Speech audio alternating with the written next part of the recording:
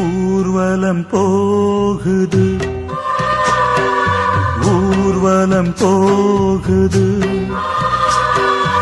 ஊர்வலம் போகுது, இறுதி ஊர்வலம் போகுது. அன்று இறைவனின் ஊர்வலம், இன்று மனிதனின் ஊர்வலம். அன்று இறைவனின் ஊர்வலம், இன்று மனிதனின் ஊர்வலம்.